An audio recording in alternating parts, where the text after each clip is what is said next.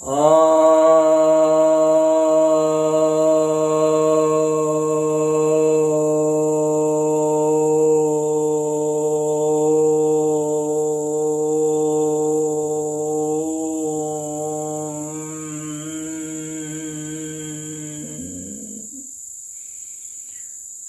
भक्तजनों को सबका नमन।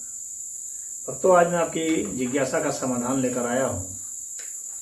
एक जिज्ञासा आई है कि आर्य जी हैं, उनकी जिज्ञासा है कि मैं कंफ्यूज्ड हूँ कि महात्मा बुद्ध आत्मा या ईश्वर मानते थे या नहीं।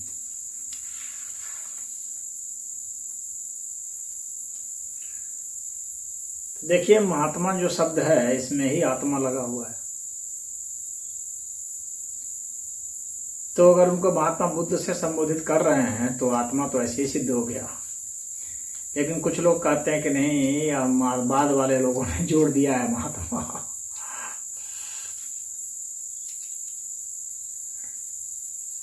ग्रंथों में, बौद्ध ग्रंथों में भगवान शब्द का प्रयोग किया गया है। तो भगवान शब्द का प्रयोग किया गया है तो जाहिर सी बात है कि बस ईश्वर सत्ता तो वहीं पर होगी। भगवान बुद्ध कहा गया है बौद्ध ग्रंथों में, उनको संबोधित किया है भगवान बुद्ध कर करके।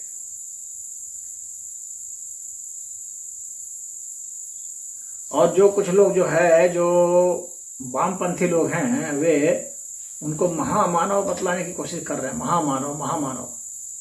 लेकिन भाई, ग्रंथ में कहीं महामानव दिखा दें, किसी बौद्ध ग्रंथ में दिखा दें, कोई भी त्रिपिटक है उसमें दिखा दें कि भाई महामानव उनको कहा गया है, उनको भगवान शब्द से संबोधित किया गया है।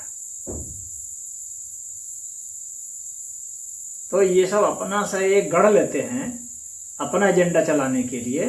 बुद्ध को नास्तिक सिद्ध करने की इनकी तमाम तरह की कोशिशें हैं। तो भगवान बुद्ध को नास्तिक सिद्ध करने के पीछे इनका एजेंडा यही है कि चूंकि कम्युनिस्ट शब्द तो नास्तिक है, तो वे सोचते हैं कि महात्मा बुद्ध या भगवान बुद्ध को भी गिरा दिया जाए, तो इनको आत्मा से वंचित कर दिया जाए और ईश्वर से वंचित कर दिया जाए। अगर वे नहीं मानते तो फिर वे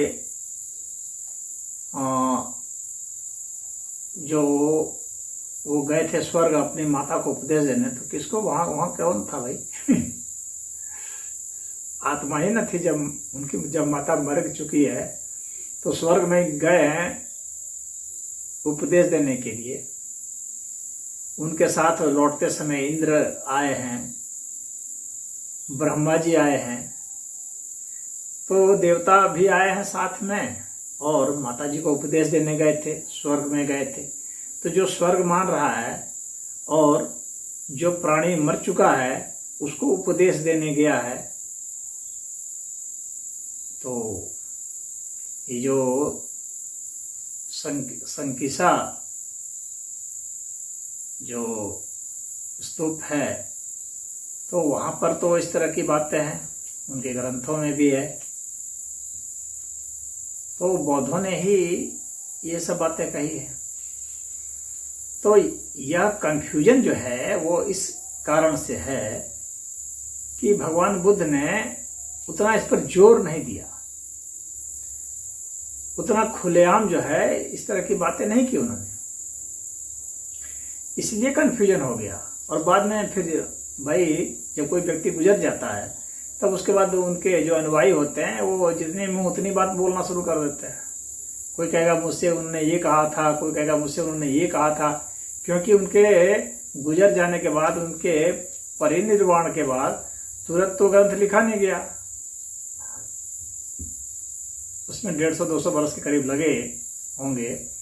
तो उसके बाद से वे ग्रंथ लिखे जाने लगे। त्रिपिटक की रचना बहुत बाद में हुई है। तो यह कहना कि वे नहीं मानते थे, यह सही नहीं होगा, क्योंकि आप देखेंगे तो उनके ग्रंथों में भी इस तरह के संकेत आते हैं।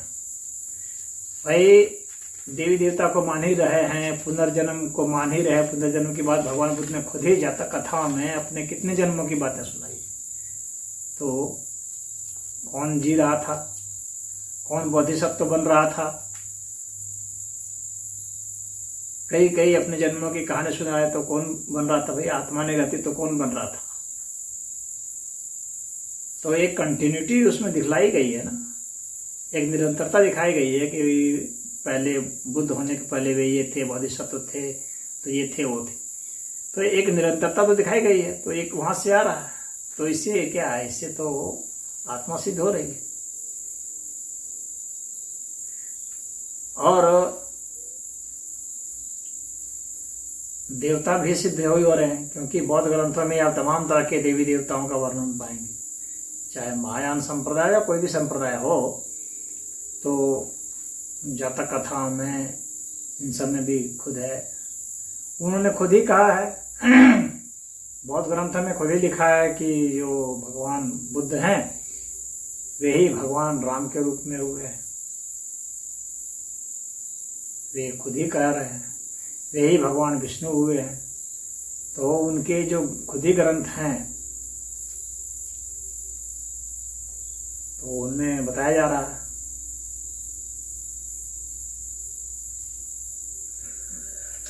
तो इससे तो यह देवता सिद्ध हो रहे हैं, आत्मा सिद्ध हो रही है।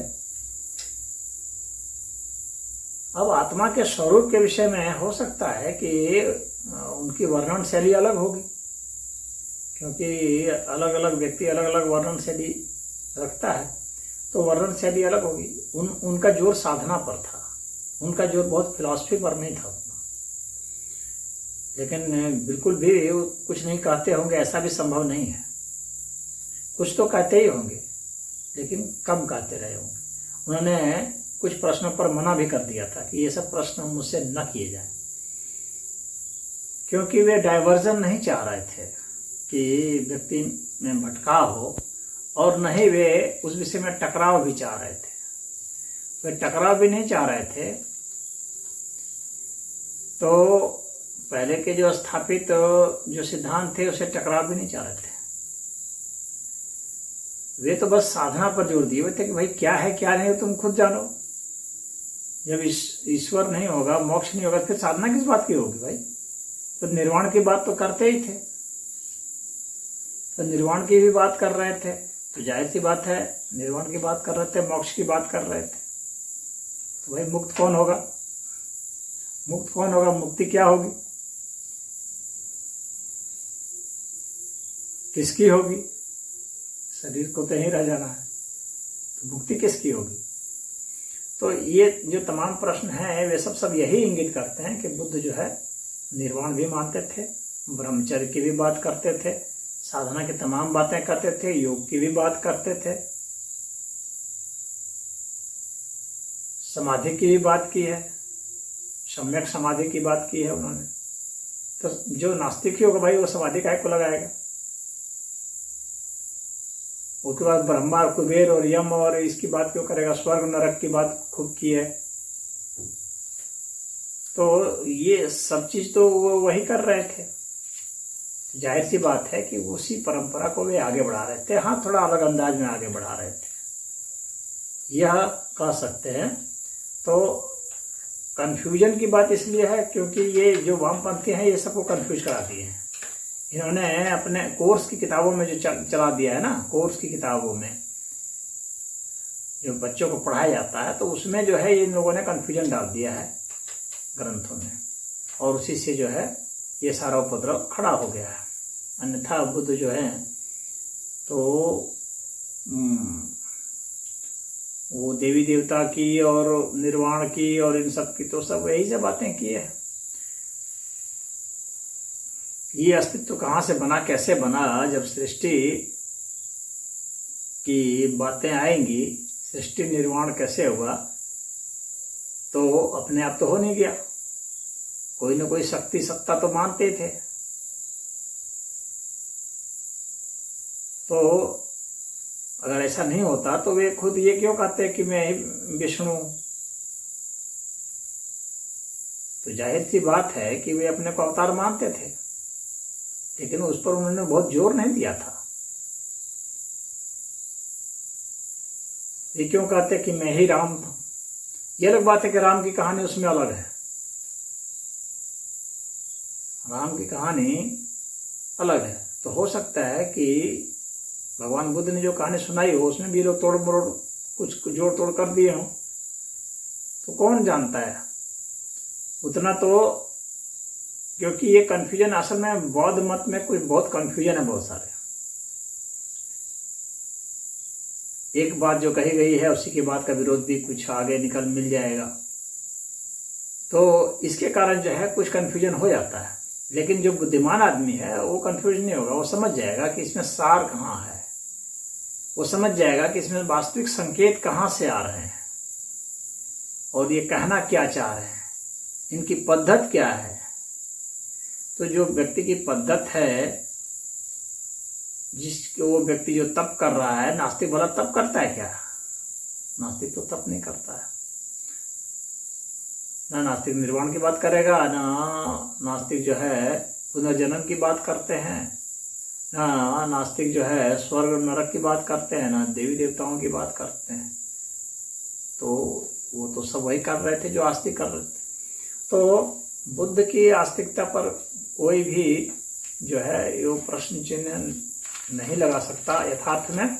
लेकिन जो है वामपंथी जो है वो अपना जबरदस्ती जोतते हैं, कम्युनिस्ट आइडियोलॉजी वाले जबरदस्ती जोतते हैं और बुद्ध की महिमा को, गरिमा को गिराने की कोशिश करते हैं। उसको फिर वो मानव या महामानव इस टाइप का शब्द नवाज रहे हैं। लेकिन भाई बौद्ध ग्रंथों में महामानव और मानव नहीं है ना, बौद्ध ग्रंथ में तो भगवान कहा गया है, तो हम उस बौद्ध ग्रंथों को क्यों नहीं माने? अगर भगवान बुद्ध के प्रति श्रद्धा है हमारी तो हम उसको क्यों नहीं मानेंगे? और भगवान बुद्ध का जो अचीवमेंट है वो साधारण मानव जैसा थोड़ी है। अगर मानव ही है तो तुम भी मानव हो, क्यों नहीं तुम बुद्ध कहला रहे हो? प्रश्न तो ये उठता है। तो उनको बुद्ध को साधारण मानव जैसा बता देना या महामानव ही कह देना वह उचित नहीं है। अगर यही यथेष्ट होता तो उन ग्रंथों में भी वही लिखा रहा था, उन ग्रंथों में भी लिखा रहा था, महामानव बुद्ध लिखा रहा था। लेकिन कहीं तो ऐसा नहीं पाया जाता है, ग्रंथों में कोई दिखा नहीं सकता। वहां तो सब जगह भगवान लिखा हुआ, भगवान बुद्ध, भगवान बुद्ध। तो जाहिर सी है भगवान क्या, जो भगवता को प्राप्त हुआ, तो भगवता को प्राप्त हुआ तो यानी ईश्वरत्व को प्राप्त हुआ। तो जो ईश्वरत्व को प्राप्त है, तो ईश्वर है तभी ने उसको प्राप्त किया। फिर ये कहना कि ईश्वर है या नहीं है, वो मानते थे नहीं मानते थे, ये सब सिर्फ कन्फ्यूजन पैदा करना। ये मूलतः ये वामपंथियों का एजेंडा रहा और उन लोगों ने यहाँ के कोर्सों में बदलाव कर दिया, टेक्स्ट बुक में बदलाव कर दिए और उनका ध्येय था कि यहाँ जो है इस तरह से एक मतवाद खड़ा कर देना और इस तरह से मतवाद खड़ा कर देना कि एकदम ठीक विरोधाभास के रूप में खड़ा कर देना। कुछ विरोधाभासी बातें हैं, जरूर हैं, तो विरोधाभासी बातें कहाँ नहीं है? विरोधाभासी बातें तो हर जगह है। लेकिन जो बुद्धिमान व्यक्ति होता है, विवेकवान होता है, जो तपी है, वह उन चीजों में देख लेता है कि वास्तव में यहाँ पर संकेत, मार्गदर्शन किस चीज का है। तो जो यह बहुत लोगों में कन्फ्यूजन होता है कि बुद्ध आस्तिक थे कि नास्तिक थे, ईश्वर मानते थे कि नहीं, आत्मा मानते थे कि नहीं, तो मैं समझता हूँ कि उनको ये कन्फ्यूजन दूर कर लेना चाहिए। और मैंने अपना जो मत है वो कह दिया है, और भी हमारे वीडियो बने हुए हैं इस विषय पर, तो उसको मैं दोहरा और नहीं करना चाहता। हरि ओम।